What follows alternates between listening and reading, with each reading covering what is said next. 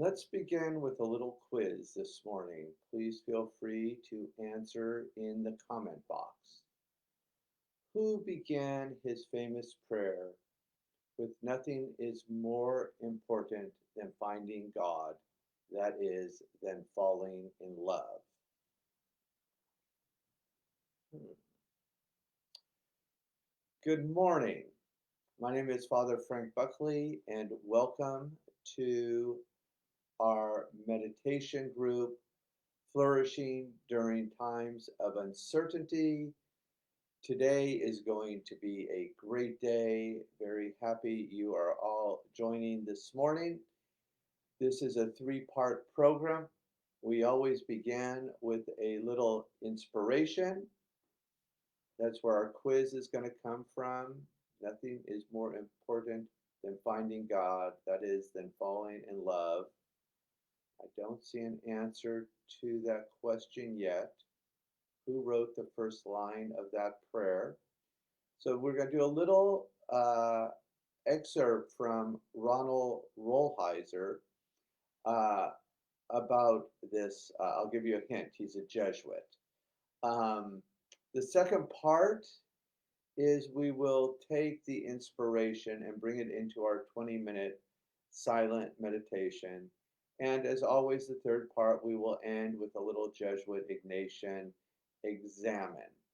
So without further ado, Kate has no clue. Um, what if I show you a picture? At the center in my office, I have a picture of this guy, and Ronald Rollheiser wrote a beautiful Craig A plus. I'll send the grade in the mail. Yes.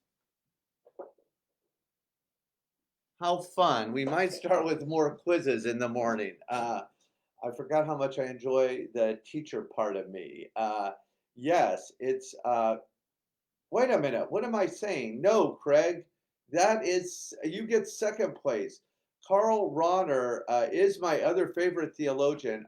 If we do an inspiration on death, we'll share with him. Maybe tomorrow, Craig. But for this morning, it's Father Pedro Arrupe, Father General of the Society of Jesus. Um, that was a picture of him I just showed you, and we'll use him for our inspiration. So you're going to have to help me with technology a little this morning. We're going to borrow from, let me just see here, from, oh, no, oh yeah, here we go. We're going to borrow from Richard Rohr. He has uh, a little daily contemplation from the Center for Action and Contemplation, and it is called Contemplative Activists, Defender of Liberation Theology. Jesuit priest Pedro Arrupe was a deeply spiritual man who was entirely committed to serving others, particularly the poor in whom he saw Christ. He was 3 years into medical school in Madrid when a miraculous healing he witnessed at Lourdes sparked Pedro Arrupe's call to the Society of Jesus. He entered the order at the age of 19 and was ordained 17 years later after studying in Holland and Belgium. Following doctoral studies in the United States, Arrupe was sent as a missionary to Japan. He was serving in Hiroshima, suburb, on the day the atomic bomb fell, and later described the horrors as a permanent experience outside of history engraved on my memory. Calling on the skills he acquired earlier as a medical student, he quickly converted a damaged chapel into a makeshift hospital for the bomb blast victims. Arrupe remained in Japan after the war years and was named Jesuit provincial there in 1958. 7 years later, fellow Jesuits elected him Father General of the entire order. During his leadership of the Jesuits, Arrupe was particularly supportive of his brethren who worked with the poor in Central and South America. These Jesuits combined spiritual ministry with social activism, convinced as they were that the poor were oppressed by wealthy landowners who acted with the tacit approval of the church. The Roman hierarchy condemned this political involvement as well as the liberation theology or gospel-based privileging of the poor that justified it. Arrupe disagreed, and he vigorously defended his priest, even after the Congregation of the Doctrine of the Faith officially condemned liberation theology. He also refused to withdraw Jesuit serving in El Salvador, despite persistent death threats against him, insisting that the people of that war-torn and oppressed nation needed them. 6 Jesuits remained, including noted theologian Ignacio Curia, were murdered. I would also say, please do not forget, this is me adding, the social psychologist who talked about mutual accompaniment, Father Ignacio Martin Barra, was murdered there as well. Described by one of his friends as a second Ignatius, who refounded the Jesuit order in the light of Vatican II. Arrupe focused the Jesuits during his term as Father General on both renewed spirituality as a result of his years in Japan. Arrupe himself practiced Zen meditation daily. Wait a minute, did we read that right? Arrupe himself practiced Zen meditation daily and social justice advocacy. Along with other proponents of liberation theology, he identified the suffering endured by the victims of war and poverty with Christ's passion and taught that alleviating the one through justice was honoring the other in faith. Go Pedro Arrupe. Arrupe's leadership of the Jesuits and his quiet but persistent defense of their involvement in liberation theology came to an end in 1981 when a massive stroke left him paralyzed and mute. In resigning as Father General, he offered this beautiful prayer. More than ever, I find myself in the hands of God. And this is what I have wanted all my life from my youth. But now there is a difference. The initiative is entirely with God. And it is indeed a profound experience to know, to feel myself so totally in his hands.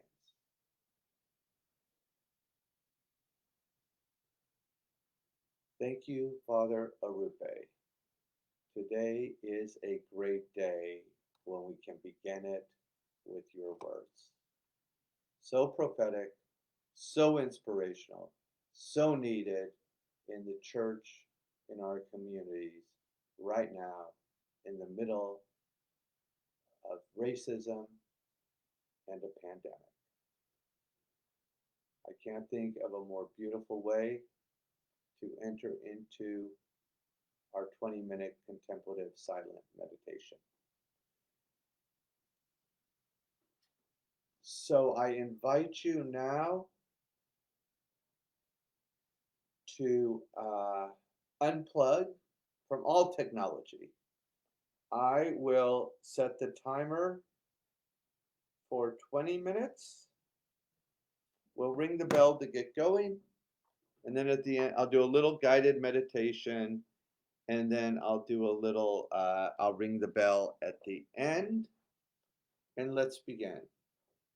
So I invite you to lower your eyes, close your eyes, whatever feels safe to you. Turn the gaze inwards. Meditation should be 3 things. It should be effortless, comfortable, and relaxing. So just settle in. Let go, surrender, relax. And let's begin.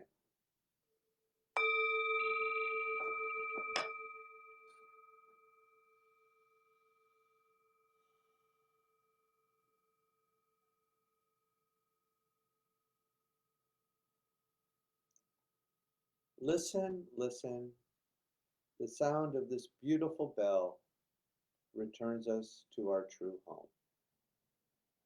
As always, we begin with diaphragmatic breathing, that is, breathing deeply as possible into the lower belly 3 times, in through the nose, out through the mouth.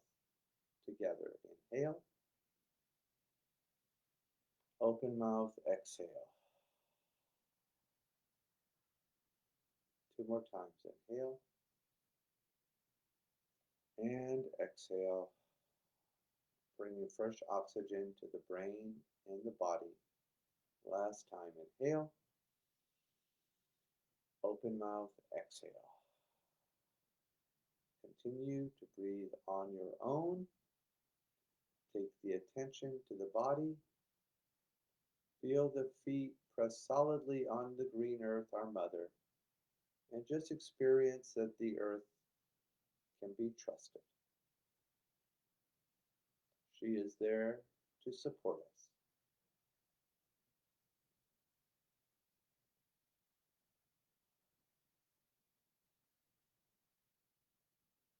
Beautiful. Moving up the body, we arrive at the chair providing support, and every single one of us needs a little support in life. Let's reflect on where in our life recently we felt support and just lean into it a little.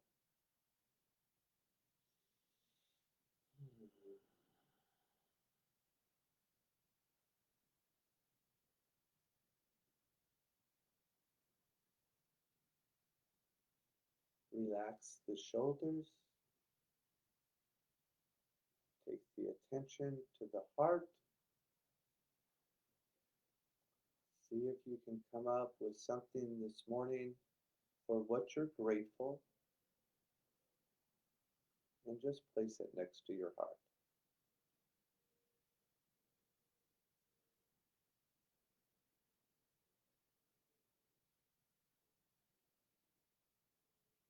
As a community, literally around the world, let's breathe 1 time into the center of our heart.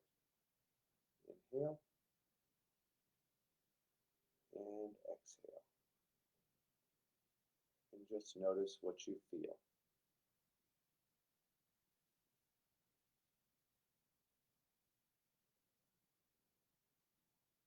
Finally, take the attention to the forehead, the area between the eyebrows, the seat of intuition.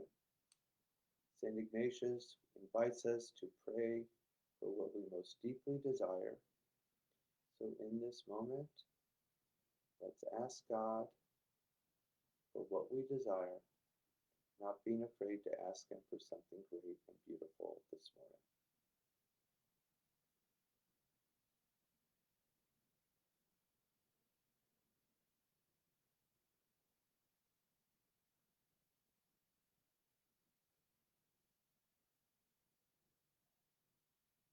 Wonderful. Now let's just seal that intention with an inhale and an exhale. Take the attention to the breath. As Father Arupe knew in his Zen meditation, if we can hear that in-breath, if we can listen to that out-breath, we will never, ever be lost. Keeping the attention on the breath, let's engage our sacred word 4 or 5 times, and then drop down to the ocean floor and enjoy a little deep rest this morning. Please continue.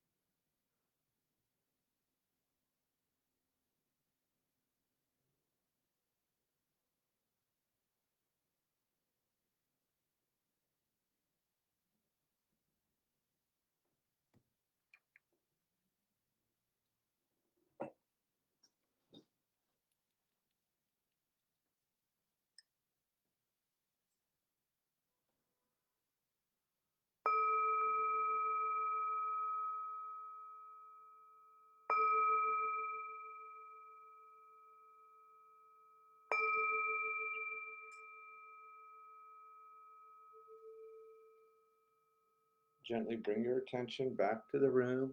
If the eyes were closed, go ahead, open the eyes. We can circle the wrists one way, then the other. Circle the arms one way, then the other. Lift the shoulders, drop, lift, drop. Inhale, exhale. Shake out anything you've been holding on to. Beautiful job, everyone. Let's move on to our Ignatian examine, which is just stepping back a little in our everyday, ordinary lives and noticing where God's come alive from a little place of gratitude. Um, and feel free to write that in the comment section. Anywhere you notice God kind of leap from your heart, experience of joy, happiness, calmness, serenity. So for me, let's see.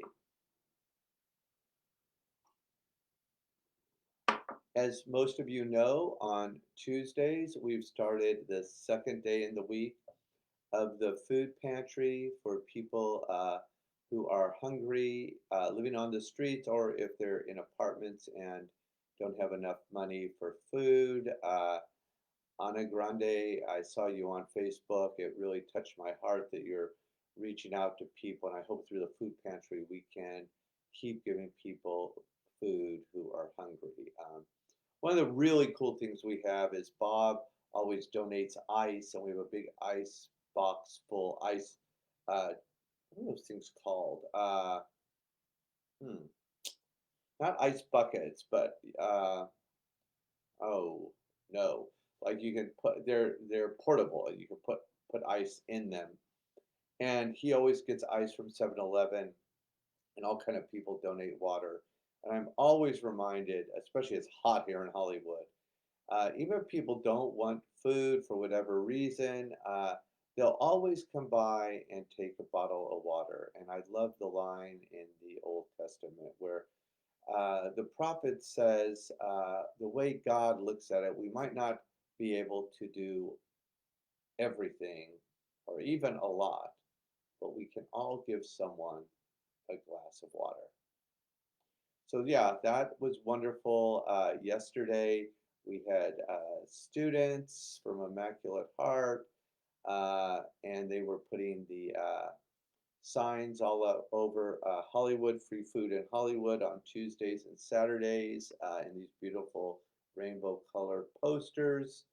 Uh, oh, and my friend Jennifer surprised us all with Rocco's Pizza, where we were, gosh, over 10 boxes of pizza, able to hand out vegetarian pepperoni and cheese, my favorite, and just plain cheese pizzas to people. So yeah, I think Rocco's, we all went to St. Francis de Sales together, the owners. So big shout out to them. Thank you, thank you, thank you. And I hear you're coming back. So that was, yeah, it just gets better and better.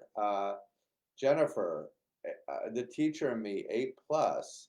You asked if you could bring a few pizzas. I had no idea you were going to feed most of Hollywood yesterday. So, yeah, heart full of gratitude from all of us at Blessed Sacrament. And then, second, we had the Flourishing and Recovery group for people living on the streets at 11 o'clock on our beautiful patio. And I actually, our contemplative community was a big help. We focused on our reading from yesterday on flourishing, and then people on the streets just went around and shared where they have actually experienced flourishing during this pandemic, and it was really quite touching. And then last but not least, I've got quite a few messages from you. Thank you for your very sweet, kind responses to the reflection on my dad's death and that white Saurus crane crossing in front of the hearse. It really, your comments really, and just telling the story, as I told you, it was a tumultuous relationship, but it really brought a lot of healing to me being able to share it with you. And Yeah, again, I can't tell you, I could never do this on my own. I am so grateful for so many ways all of you show up every morning. We do a morning practice. We give this first part of our day to God, and then uh, we really we experience the results of it. So God bless you. Happy Wednesday, and we'll see you tomorrow.